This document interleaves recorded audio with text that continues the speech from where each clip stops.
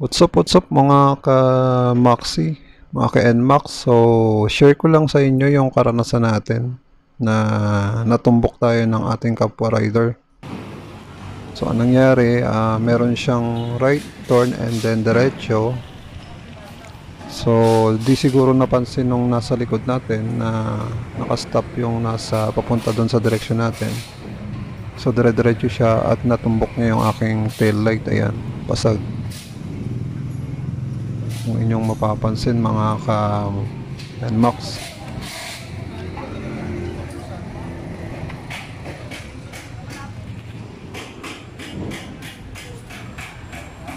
Yan, so dumiretso tayo sa bibila natin para mapalitan. So, ito yung bago na tail light na ipapalit natin.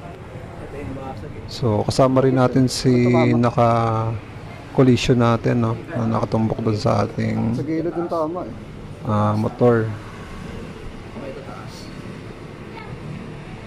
Yan, bago. Lahat papalitan.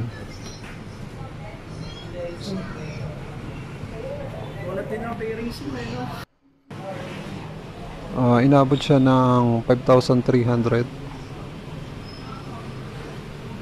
Yan. So, eto siya bago. SGP rin na stock ang ipapalit. So, nagkasundo naman kami nung kapwa ko naka-collision na nakabangga sa akin na ayusin na lang namin, no? So, nag-decide kami na pumunta dito sa bilihan ng SGP parts. So, inabot siya ng 5,300 yung total plus yung labor hindi pa kasali. So, papalitan ng buo yung ating tail light. Aminado naman siya and then yun, nag-usap na lang kami. Sabi niya, pwede naman nating ayusin, i-settle. So, hindi na kami dumaan sa constable na mga enforcer, traffic enforcer para i-settle namin yung aming yung nangyari sa amin para kami na lang dalawa ang nag-uusap para maiayos. So, ito nga. Yun, obligado lang talaga na medyo mabigat sa kanya pero kailangan niya talagang i-settle yung nangyari sa amin. So, SGP mga ka-raider yung ay ka-NMAX ang ipapalit, no? Yan. Galing sa mismong NMAX. So, ngayon, eto na, kinakalas na yung ating bearings na pagkakabitan ng ating tail light ni Sir Mechanic. So, nangyari to, diretso na ako sa work. Medyo malilate nga lang tayo kasi dito nga sa nangyari. Kailangan talagang isettle, iayos. So, paras kami, nagkaroon talaga kami ng problema sa oras kasi siya rin daw po papasok na rin. So, no choice kaming dalawa kundi i-settle and then palitan na talaga ng bago. Dumiretso na kami sa mismong bilihan ng parts.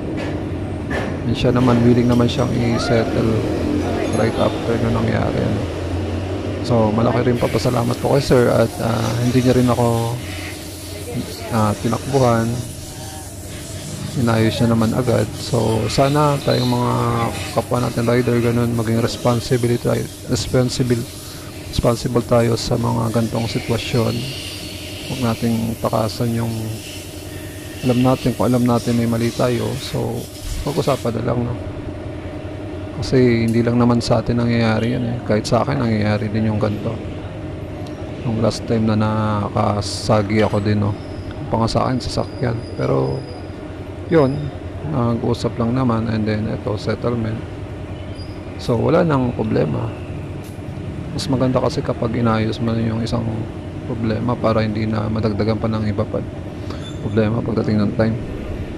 So, ginawa ko tong video para ma-share ko sa inyo na natuwa naman ako kay kapwa rider ko na nakakolisyon ko na hindi niya talaga ako iniwan sa hindi kami naging maayos, no? So, malaking lesson sa akin para din sa kanya na maging commitment natin, yung responsibility kapag tayo nagde-drive.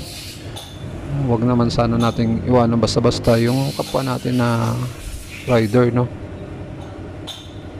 na nabangga.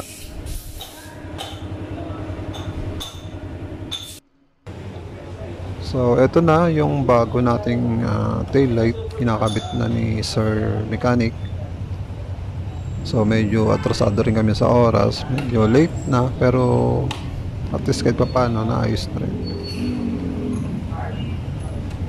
Gusto ko lang sanang i-share sa inyo yung moral lesson na kahit sino man sa ating kapwa natin rider, maging responsible tayo kung ano man ang consequence. Kasi mahirap din sa part natin, gaya ko na tayo nagmamaneho ng maayos tapos bigla tayong mababangga, no? So ganun din naman sa part nila, mahirap din sa kanila dahil shoulder talaga nila yung nangyari. In-explain ko na lang sa kanya, hindi naman ako pwedeng dumiretso ng nakastop ang stoplight kasi ako naman yung mahuhuli, no? Sabi ko sa kanya. At na aminado naman siya na yun nga rin, hindi rin daw niya na pansin na hihinto ako. So parang ang nangyari ay nahabol niya yung ano, no, yung beating red light. So hindi ko naman siya masisi, baka rin nagmamadali din siya guys sa work niya. So yun lang mga kapwa ko NMAX, and for more video, huwag niyo kalimutan mag-like and subscribe. Ingat tayo, ride safe mga ka-NMAX.